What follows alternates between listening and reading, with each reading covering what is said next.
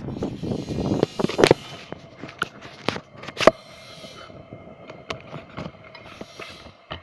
bạn đến với kênh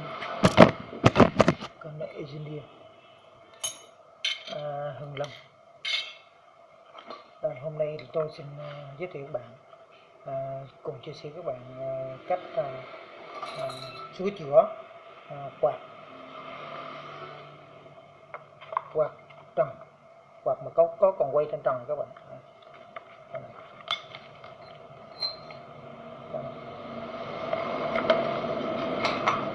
Đầu tiên là cách tháo ráp của cái loại quạt này.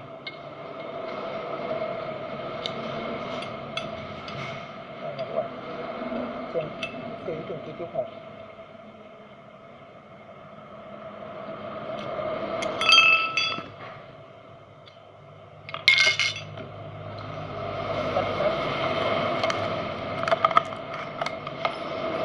Như này để bạn xem chi tiết nhé.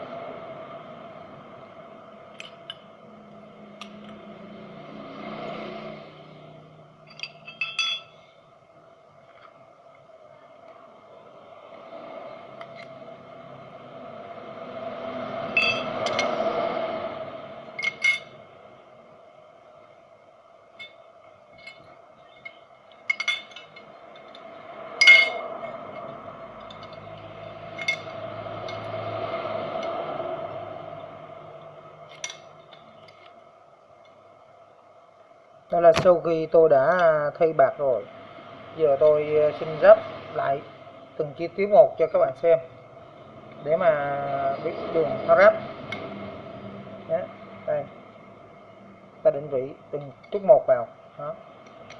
Sau đây tháo ráp như thế này. Sau khi tôi thay bạc rồi không, rồi bây giờ nó nhẹ nhàng không? Đó. Lát nữa tôi xong tôi sẽ test cho các bạn xem từng bộ phận quạt một, từ cái quạt treo tường, rồi đến quạt này, và đây là quạt trần. Các bạn xem chi tiết có cụ thể. Đây. Còn cách kiểm tra này, thì xin các bạn xem. Đây là đồng hồ, tôi sẽ đo cho các bạn xem nha.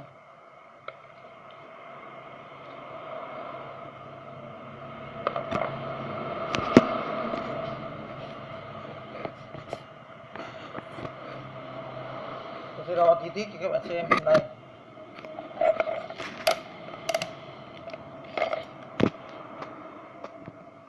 tức là bạn này là đang tốt này.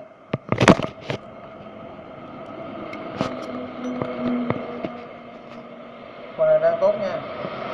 Các bạn xem đồng hồ lên này.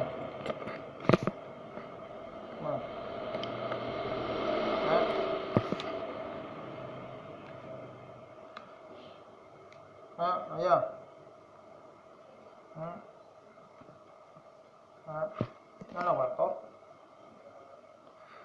Cái là quạt này tôi mới kiểm tra và làm xong. Tôi cho các bạn xem cách kiểm tra sửa chữa và cách lắp ráp. Còn trường hợp như thế này nữa, tôi giới thiệu thêm cho các bạn hiểu.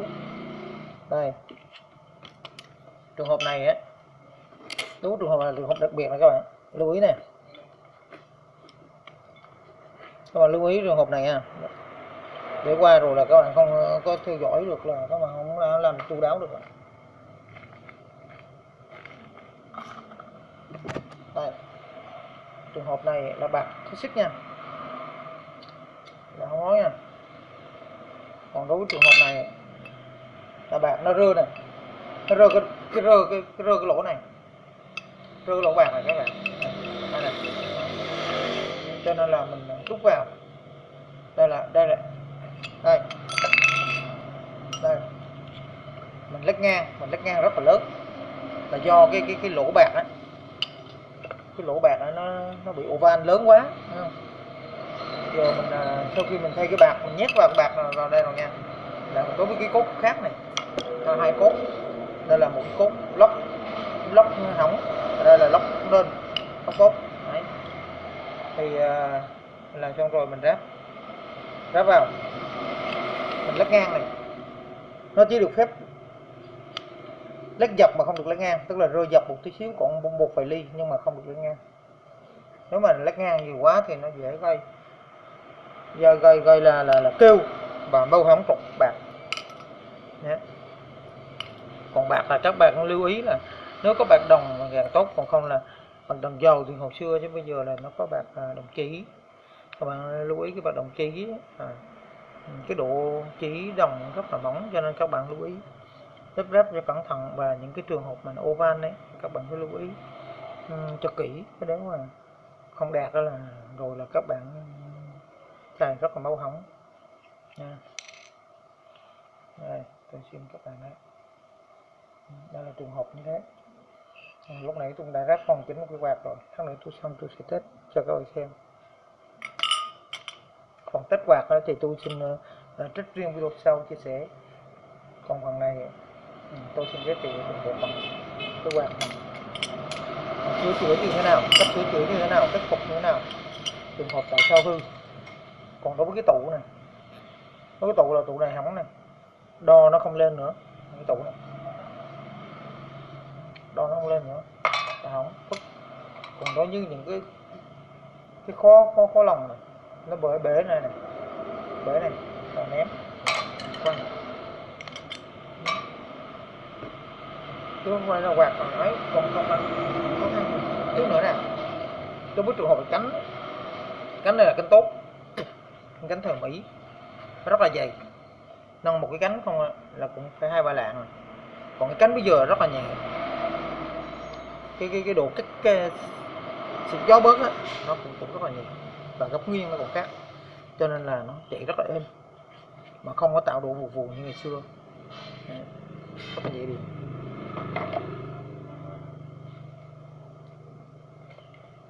Đây là cái trường hợp, đây là cái quạt tôi đã ráp xong hoàn chỉnh này, quạt 2 dây này các bạn, quạt 2 dây các bạn xem.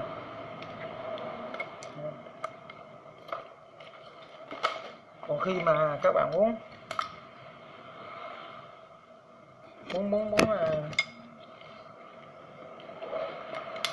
khảo sát trước khi các bạn ráp á, thì các bạn phải làm cái này. Đây là cách kiểm tra của cái rotor quạt. Đây là 44. Cái 44 là ta chọn cái cục lốc 44. Cái thứ đây là cục lốc 44 nha. Còn ví dụ trường hợp đây là cục lốc 46 này. Cục lốc 46 là công suất từ 45W trở lên. Và lượng gió là cũng nhiều hơn và hao điện hơn, tiêu tốn điện lên cao hơn. Đây. Ta dùng thước kẹp này các bạn, dùng thước kẹp ta đo cái đuôi đây là ta đo cái độ. Hôm qua tôi vừa giới thiệu vào cái độ đây, cái miệng đây là ta đo cái trái, hay còn gọi là cái quả hay là cái cục rotor của các bạn xem này, xem kỹ các video của các cái kênh kia là nó giới thiệu không rõ ràng. Đây tôi giới thiệu rất là chi tiết, rất rõ ràng. Đây tôi cũng đã vừa thay trục xong này. Đó, vừa thay trục xong.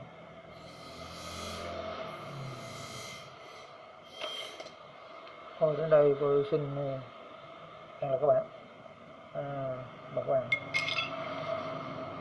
lần sau gặp lại. Bye bye.